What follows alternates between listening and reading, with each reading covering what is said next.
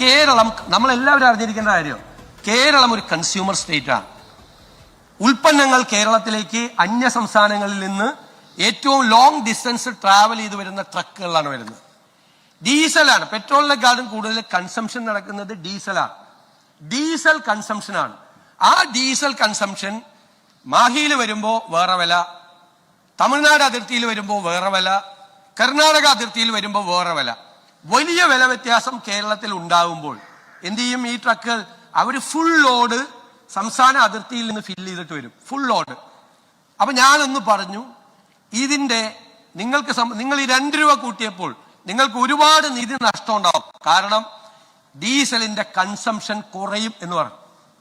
അന്ന് അങ്ങ് പരിഹസിച്ചൊന്നും ഞാൻ പറയില്ല, അങ്ങ് പറഞ്ഞു ഒരു കൺസംഷനും കുറയാൻ പോകില്ല എന്ന് പറഞ്ഞു. ഞാനത് ഓർത്തു വെച്ചിട്ട് 1 കൊല്ലം കഴിഞ്ഞപ്പോ അങ്ങേക്ക് ഡീസൽ കൺസംഷന്റെ കണക്ക് കാണിച്ചെന്നു. 1.5 കോടി ലിറ്ററിന്റെ ഡീസലിന്റെ കൺസംഷൻ കുറവുണ്ടായി.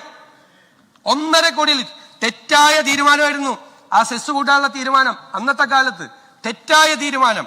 കാരണം ഈ ട്രക്കുകളെല്ലാം പുറത്തുനിന്ന് അടിച്ചു. അതുമാത്രമല്ല, ഇപ്പോഴും കേരളത്തിലേക്ക് അനധികൃതമായ ഡീസൽ, ഈ പെട്രോൾ വലിയ തോതിൽ ഇതര സംസ്ഥാനങ്ങളിൽ നിന്ന് വന്ന് ഒരു ടാക്സും കൊടുക്കാതെ, നമുക്ക് ടാക്സ് ഉണ്ടല്ലോ, സ്റ്റേറ്റിൽ ഒരു ടാക്സും കൊടുക്കാതെ വ്യാപകമായി വിറ്റഴിക്കപ്പെടുക.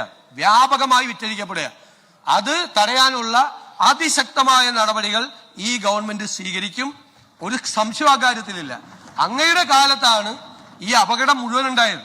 ഈ അപകടം മുഴുവൻ 1.5 കോടി ലിറ്ററിന്റെ ഡീസലിന്റെ കൺസംഷൻ കുറയുകയും വ്യാപകമായി നികുതി നഷ്ടം ഈ മേഖലയിൽ ഉണ്ടാകുകയും ചെയ്തത് ശക്തമായ നടപടികൾ ഗവൺമെന്റിന്റെ ഭാഗത്ത് നിന്ന് സ്വീകരിക്കാത്തതുകൊണ്ടാണ്. അത് ഞങ്ങൾ മനസ്സിലാക്കി, ആ കഴിഞ്ഞ സർക്കാരിന്റെ കാലത്തുള്ള കുറവുകൾ മനസ്സിലാക്കി ഞങ്ങൾ അതിശക്തമായ നടപടികൾ സ്വീകരിക്കും. ഒരു സംശയവും അക്കാര്യത്തിലില്ല. അതുകൊണ്ട് ഇപ്പോഴുള്ള കാര്യങ്ങൾ, ഈ കാര്യങ്ങളെല്ലാം പരിശോധിക്കണം. വിലവർദ്ധനവ് തടയുന്നതിന് വേണ്ടിയിട്ടുള്ള നടപടികളാണ് സ്വീകരിക്കാൻ ഫസ്റ്റ് പ്രയോറിറ്റി. ഗവൺമെന്റിന്റെ പ്രയോറിറ്റി അതാണ്. വിലവർദ്ധനവ് തടയാൻ, ഈ നാണ്യപ്പെരുപ്പം കുറച്ച് വിലവർദ്ധനവ് തടയാനുള്ള നടപടികൾ സ്വീകരിക്കുക എന്നതാണ് സർക്കാരിന്റെ ഫസ്റ്റ് പ്രയോറിറ്റി. പിന്നെ അങ്ങ് ഫിനാൻസ് കമ്മീഷന്റെ 15ാമത് ഫിനാൻസ് കമ്മീഷൻ 16ാമത് ഫിനാൻസ് കമ്മീഷനായി മാറിയ കാര്യവും ഞങ്ങൾക്ക് 1.92 കിട്ടിയെന്ന് പറഞ്ഞു. അതിനൊന്നും ഞാനിപ്പോ മറുപടി പറയുന്നില്ല.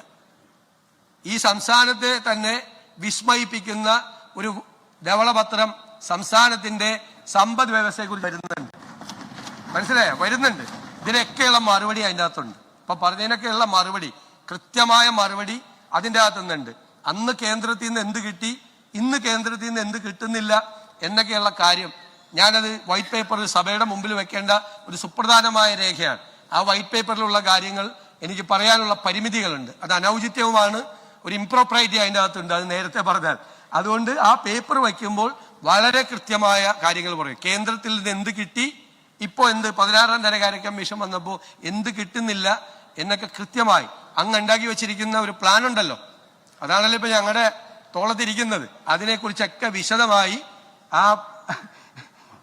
ഫിസ്ക്കൽ ഹെൽത്തിനെ കുറിച്ച് ഞങ്ങളതൊരു it's not a political paper, അത് ഈ കേരളത്തിന്റെ സാമ്പത്തിക ആരോഗ്യത്തെ കുറിച്ചുള്ള കൃത്യമായ പേപ്പറാണ്. അതിനുള്ള മറുപടി ഉണ്ടാവും.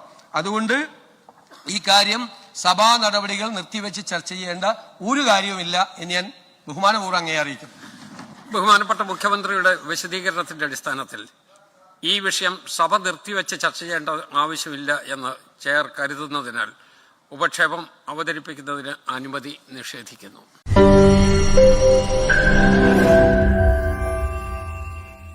ലോകത്തെവിടെയായാലും ഏത് സമയത്തും 24 വാർത്തകളും ഓഗ്മെന്റഡ് റിയാലിറ്റി പാക്കേജുകളും എക്സ്പ്ലെയിനറുകളും വിശദമായി കാണാൻ ഞങ്ങളുടെ യൂട്യൂബ് ചാനൽ നിങ്ങൾക്ക് സബ്സ്ക്രൈബ് ചെയ്യാം.